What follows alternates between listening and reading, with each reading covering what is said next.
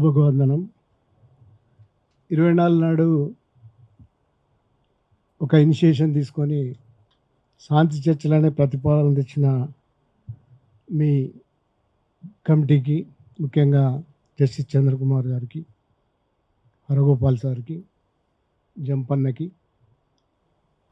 మీ అందరికి కూడా కందిమల్ల ప్రతాప్ రెడ్డి గారికి ముందుగా అభినందనలు. చర్చలు అంటేనే తిరుమల సార్ మీరు మాట్లాడుతున్నారు, కానీ మనం మావోయిస్ట్ పార్టీ కాదు, పోలీసులం కాదు సార్, రెండూ కాదు మనం. కనుక మనం మావోయిస్ట్ పార్టీ ఏమనుకుంటున్నదో చెప్పలేము, అట్లాగే పోలీసులు ఏమనుకుంటున్నారు అనేది కూడా చెప్పలేము. పోలీసులు అంటే కేంద్ర ప్రభుత్వం, అయితే రెండింటికి సూచనలు ఉన్నాయి. ఒకటేమో కేంద్ర ప్రభుత్వం అమిత్ షా గారు వచ్చే సంవత్సరం మార్చి 31 కల్లా నిర్మూలిస్తామని బహిరంగంగానే చెప్తున్నారు. ఆయన చెప్పిన తర్వాత కగార్ ఆపరేషన్లో తీవ్రత కూడా పెరిగింది. అక్కడ మనం చాలా ఎన్కౌంటర్లని వింటున్నాం. ఎన్కౌంటర్లలో మావోయిస్టులతో పాటుగా చాలామంది ఆదివాసీలు చనిపోతున్నారు, అది కూడా వింటున్నాం, తెలుస్తున్నది మనకి. రెండవ వైపు 24వ తారీఖు నాడు వీళ్ళు ఒక ఇనిషియేషన్ తీసుకున్న తర్వాత 28 నాడు మావోయిస్ట్ పార్టీ తరఫున ఒక ప్రకటన వచ్చింది. ఆ ప్రకటన కేంద్ర కమిటీ తరఫున వచ్చింది కనుక ఈసారి మావోయిస్ట్ పార్టీ కేంద్ర కమిటీ తరఫున చర్చల ప్రతిపాదన చేసినట్టుగా మనం అనుకోవచ్చు. క్లారిటీ. ఈ చర్చలు అనేటివి ఇంతకుముందు పీపుల్స్ వార్గా ఉన్నప్పుడు కానీ, మన దగ్గర నక్సల్బరీ వచ్చినప్పటి నుంచి 2-3 సందర్భాల్లోనే ఈ వాతావరణం వచ్చింది. ఒకటి 90స్లో వెసులుబాటు, అది యాక్చువల్గా చెన్నారెడ్డి హయాంలో. రెండవది 2004లో కాంక్రీట్గా హరగోపాల్ సార్ ఉన్నాడు ఇక్కడ, పీస్ ఇనిషియేటివ్ కమిటీసు, పౌర స్పందన వేదిక. అప్పుడు ఆంధ్రప్రదేశ్లో ఉన్న వాతావరణం, ఆంధ్రప్రదేశ్లో ఒక దిక్కు పీపుల్స్ వార్ మూవ్మెంట్ ఉధృతంగా జరుగుతున్న కాలంలో, మరోవైపు చాలా తీవ్రమైన నిర్బంధము, కనీసం కదలలేని మెదలేని స్థితి ఉన్న సమయంలో హరగోపాల్ సార్, కన్నాభిరాణ్ సార్, ఇట్లాంటి వాళ్ళు, శంకరన్ గారు, వీళ్ళందరూ కూడా పూనుకొని చాలా పెద్ద ప్రయత్నం తర్వాత 2004కి ప్రాతిపదిక, అంతకుముందు తెలుగుదేశం హయాంలో కూడా ప్రయత్నాలు జరిగినాయి. ఆ ప్రయత్నాలు చర్చల స్థాయిలో ఆగిపోయినాయి, ముందరికి పోలేదు. 2004 గురించి నేను ఒక చిన్న జ్ఞాపకం కూడా చెప్పి దీన్ని ఒక 2 నిమిషాలే మాట్లాడతాను. మేము అప్పుడు రామకృష్ణ ఇంటర్వ్యూకి పోయినాం జర్నలిస్ట్గా. ఆర్కే ఉన్నారు అప్పుడు, ఆర్కేతో పాటుగా గణేష్, వెంకటాచలం గారు, ఇట్లా నలుగురు, సుధాకర్, నలుగురితో మేము చర్చలకు ఇంటర్వ్యూకి పోయినప్పుడు దాంట్లో చాలా చర్చలు వచ్చినాయి. ఇప్పుడు తిరుమల సార్ అంటున్న చర్చలన్నీ కూడా అక్కడ వచ్చినాయి. ఎందుకు చెప్తున్నానంటే, అంటే మీరు చర్చలకు రావడానికి ఒక ప్రాతిపదిక అంటున్నారు వాళ్ళు, గవర్నమెంటు. సాయుధ పోరాట విరమణ 1, ఆయుధాలు విడిచిపెట్టడం 2, అందరూ వచ్చి సామూహికంగా లొంగిపోవడం, ఈ 3 మీరు ఏమైనా చేస్తారా అని అడిగినాను. ఈ 3 చేయడానికి చర్చలు ఎందుకు అని వాళ్ళు అన్నారు. ఈ 3 చేయడానికి చర్చలు అవసరం లేదు, ఈ 3 చేస్తే అయిపోయింది కదా, ఇంకా ఏముంది అని. దాని తర్వాత ఇట్లా చర్చలు జరుగుతున్న క్రమంలో అప్పుడున్న షరతులు, ప్రభుత్వం కొన్ని షరతులు పెట్టింది. ఆయుధాలు వదిలిపెట్టడం ఇట్లాంటి విషయాలు ప్రభుత్వం తరఫున ఉంటే, ఆయుధాలు ఉంటే చర్చ ఎట్లా చేస్తారు, సాధ్యం కాదు రాజ్యాంగ పరంగా అని ఇటు దిక్కు అన్నారు. ఆ విషయాలన్నీ చర్చ జరుగుతున్న క్రమంలో 2 రోజులు ఉన్నాం మేము అక్కడ, పెద్ద క్యాంపు. రెండో రోజు ఆయనను, ఆర్కేని గుచ్చి అడిగినాం, బేషరతుగా మీరు చర్చలకు సిద్ధమా? బేషరతు అంటే మీరు ఏమనొద్దు, మావోయిస్ట్ తరఫున మీ కండిషన్స్ పెట్టకూడదు అంటే ఆయన బేషరతుగా అన్నారు. ఆనాడు పేపర్లు గుర్తుండంటే బేషరతుగా చర్చలకు సిద్ధమని మొదలన్నది ఈ రాష్ట్ర కమిటీ, పీపుల్స్ వార్ రాష్ట్ర కమిటీ అన్నది ఆర్కే గారు అన్నారు. ఇప్పుడు జరుగుతున్న పరిణామాలు దానికి పోల్చి చూసుకున్నప్పుడు అప్పుడు ఒక ప్రజాస్వామిక వాతావరణం ఉంది. ఎందుకు ప్రత్యేకంగా చెప్తున్నా అంటే, ఇప్పటికి కూడా ఆంధ్రప్రదేశ్ కానీ తెలంగాణ లాంటి ప్రాంతాలలో తెలుగునాట అందాం, ఇక్కడ ఇంకొక ప్రజాస్వామ్య వాతావరణం మిగిలే ఉన్నది. ఎవరైనా కావచ్చు, దాన్ని ఎట్లా ఆ జెండాను పట్టుకొని తీసుకుపోతున్నారో కానీ. అందువల్లనే ఛత్తీస్గఢ్లో జరుగుతున్న పరిణామాలు, తీవ్రమైన నిర్బంధం, ఈ నేపథ్యంలో ఇప్పుడు చర్చలకు ప్రతిపాదనలు వస్తున్నాయి. ఈ చర్చలకు ప్రతిపాదన రావడం ఎందుకు? మేము బలహీనంగా ఉన్నాం కాబట్టి, మేము విన్నోవర్ కావడానికి, తర్వాత మేము పుంజుకున్నాక మళ్ళీ సాయుధ పోరాటం చేయడానికి నక్సలైట్లు అంటున్నారని అపోహపడకూడదు. రెండవ వైపు ఇక మేము అణచివేసినాం కాబట్టి ఇక కగారులో ఇక అంతమైపోయింది, ఇది 31కి అయిపోతుందని ప్రభుత్వం అనుకున్నా కూడా ఇవి రెండు సత్యాలు కాదు.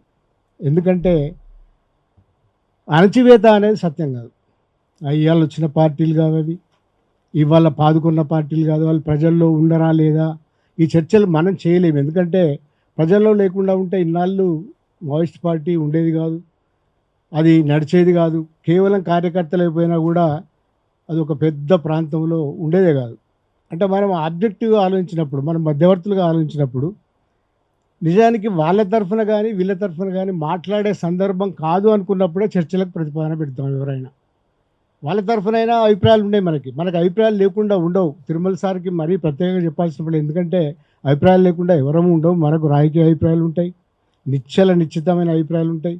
కానీ ఈ అభిప్రాయాలకు భిన్నంగా ఆదివాసీల మీద జరుగుతున్న అణచివేత, ఒక ప్రాంతం మొత్తం కూడా ఒక పోలీస్ క్యాంప్ లాగా చేసి, మిలిటరీ క్యాంప్ లాగా చేసి జరుగుతున్న క్రమం, తర్వాత భారతదేశంలోనే భారతీయ పౌరులను అనే మాట తప్పనిసరిగా ప్రజాస్వామ్యవాదులుగా అందరూ అనాల్సిందే, అణచివేస్తున్న తీరు, ప్రజలు చనిపోతున్నారుగా, ఇట్లాంటి తీరు మీద మనం కంగారు పడుతున్నాం. ఇట్లాంటి తీరు అవసరం లేదు. ప్రభుత్వాలు ఇట్లాంటి తీరు చేయడం వల్ల అణచివేత ఏమో కానీ ఇట్లాంటి ఉద్యమాలు ఇంకా సజీవంగా నడుస్తుంటాయి అని కూడా నమ్ముతామేమో మనం, ఎందుకంటే మధ్యవర్తులుగా పరిశీలిస్తున్నాం. అట్లాగే మావోయిస్ట్ పార్టీకి కూడా ఒక విజ్ఞప్తి చేస్తున్నాం. నిజమే, ఒక దశ వచ్చింది, తీవ్రమైన నిర్బంధం అమలవుతున్నది, లేకుంటే తీవ్రమైన పరిస్థితులు వచ్చినాయి, ప్రజలు మధ్యలో మరణిస్తున్నారు. ఇట్లాంటి సమయాలలో మీరు ఏం ఆలోచిస్తున్నారు? ఈ ఏం ఆలోచిస్తున్నామనే విషయాలు చర్చలకు ఒక ప్రాతిపదిక. అంటే నష్టం జరుగుతున్నది కాబట్టి ఈ నష్టాన్ని పూడ్చడానికి, భారతదేశంలో ప్రజాస్వామ్య హననం, ప్రజాస్వామ్యాన్ని కొంచెమన్నా నిలబెట్టుకోవడానికి మన ప్రయత్నం ఉండాలని నేనైతే భావిస్తున్నాను. ఆ ప్రయత్నంలో భాగంగానే ఇది కొనసాగిస్తాం. ఎందుకంటే వాళ్ళు ఏదో బలహీనపడ్డారని మనం వాళ్ళకు వెనక్కి పోయి అనుకోవడం ఒక పొరపాటు అభిప్రాయం. ఎందుకంటే మనం అంత శక్తి లేదు.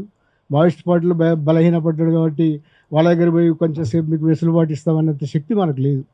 కాకపోతే ఒక డైలాగ్, ఎందుకంటే ప్రపంచవ్యాప్తంగా జరుగుతున్న క్రమం ఇది. మీరు చూస్తే నేపాల్లో మావోయిస్టులతో చర్చలు జరిగింది. నేపాల్ మూవ్మెంట్ ఇంతకంటే తీవ్రంగా జరిగింది.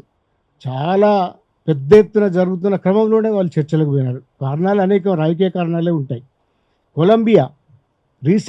కొలంబియాలో చాలా పెద్ద సైన్యాలు ఉన్నాయి వాళ్ళకి, అర్బన్ గెరిల్లా సైన్యాలు ఉన్నాయి వాళ్ళకి, ఫార్క్ లాంటివి ఇట్లాంటివి, వాటన్నిటితోటి చర్చలు జరిపినారు. ఈ క్రమం ఒకటి ఉన్నది కాబట్టి ఈ క్రమాన్ని అనుసరించే ఇట్లాంటి విప్లవాలు, అణచివేతలు జరుగుతున్న క్రమంలో చర్చలనే ఒక ప్రాతిపదిక ఉన్నప్పుడు తప్పనిసరిగా ఒక చిన్న పరిష్కారం అన్న వస్తుందని, ప్రజాస్వామ్య వాతావరణం ఏర్పడుతుందనే ఒక క్రమంలో మనం ఈ ప్రతిపాదన చేస్తున్నాం. మనకి మావోయిస్టుల పట్ల ప్రేమ ఉండాల్సిన పని కానీ, గవర్నమెంట్ పట్ల ప్రేమ ఉండాల్సిన పని కానీ లేదు. ఎందుకంటే ఒక మధ్యవర్తులుగా మనం దీన్ని ప్రపోజ్ చేస్తున్నాం. ఒక మధ్యవర్తులుగానే దీన్ని చూద్దాం. కనుక చర్చలు జరగాలి. ఈ చర్చలు జరిగి ఏదైతే నిజంగా మీరు అట్లా అంటే ఒక దిక్కు తీసుకున్నట్టు కాదు, కానీ సామాన్య ప్రజల హననం అనేదాన్ని మనం చూస్తలేం. మొన్నటికి మొన్న జరిగిన ఎన్కౌంటర్ రేణుక ఎట్లా తయారవుతుంది సార్ సమాజంలో? 55 ఏళ్ళు ఆమెకి లా చేసింది. ఆమెకు అభిప్రాయాలు, రాజకీయ విశ్వాసాలు ఉండవచ్చు, పట్టుకపోయి కాల్ చేయలేరు కదా. ఇట్లాంటి ఒక మనిషి ఎట్లా తయారవుతుంది ఈ సమాజంలో? ఆమె ఒక లా చేసి పోయిన మనిషి ఎన్కౌంటర్లో చనిపోయింది. ఈ పరిణామాలు అనేవి అట్లాగే ఒక్కొక్కసారి 30 మంది 40 మంది ఎప్పుడన్నా విన్నామా ఇట్లాంటి ఎన్కౌంటర్లు? కాబట్టి ఇవి ఆపడానికి తప్పనిసరిగా పౌర సమాజం కానీ, బాధ్యత ఉన్న, లేకుంటే ఒక డెమోక్రసీ పట్ల నమ్మకం ఉన్నవాళ్ళు, రాజ్యాంగం మీద నమ్మకం ఉన్న వాళ్ళు ప్రయత్నం చేయాలి. కాబట్టి మనం చేస్తున్నాం. దీన్ని అట్లనే అర్థం చేసుకుందాం. తప్పనిసరిగా మావోయిస్టులు ఒక ప్రతిపాదన పంపినారు కాబట్టి మొట్టమొదటిసారి కేంద్ర కమిటీ తరఫున, అంతకుముందు నిజానికి రాష్ట్ర కమిటీ జరిపింది, కేంద్ర కమిటీ పూర్తిగా లేదు. అంతకుముందు ఆంధ్ర రాష్ట్ర కమిటీ ఇక్కడ చర్చలు జరిపింది. కానీ మొట్టమొదటిసారి కేంద్ర కమిటీ తరఫున ప్రతిపాదన వచ్చింది కాబట్టి ఈ ప్రతిపాదనను ప్రభుత్వం సానుకూలంగా తీసుకొని చేయాల్సి ఉంటుంది. అయితే ఒక ప్రతిపాదనలలో ఏం జరుగుతున్నదంటే మీరు మౌలికమైన విశ్వాసాలను వదులుకొని వస్తే ఇక అది అంతే కదా, దానికి చర్చలేందుకు? మౌలికమైన విశ్వాసాలు ఏంటంటే వాళ్ళు నమ్ముతున్నారు ఒక సిద్ధాంతాన్ని, వాళ్ళకి ఆ విశ్వాసాలు ఉన్నాయి, దాన్ని మనం కాదనలేం, ఆ విశ్వాసాల్ని మనం స్వీకరిస్తలేం, మనం ఏం ఒప్పుకుంటలేం. కానీ వాళ్ళ విశ్వాసాలకి ఇట్లాంటి విశ్వాసాలు ఎట్లా అంటే కుదరదు కదా అది మనకి. కాల్పుల విరమణ అని వాళ్ళు ప్రకటించినారు, మీరు కూడా కాల్పుల విరమణ చేయండి, లేకుంటే ఇంకొక పద్ధతి పాటించండి, మీరు చెప్పండి పోనీ గవర్నమెంట్. ఇట్లాంటి విషయాలు గవర్నమెంట్ ప్రత్యేకంగా ఈ దశలో ఒక నిర్ణయం తీసుకొని చర్చలకు సానుకూలంగా మావోయిస్టులు ఎట్లాగైతే ప్రకటించినారో అట్లా ప్రకటించాలని కోరుకుంటూ సెలవు. Thank you.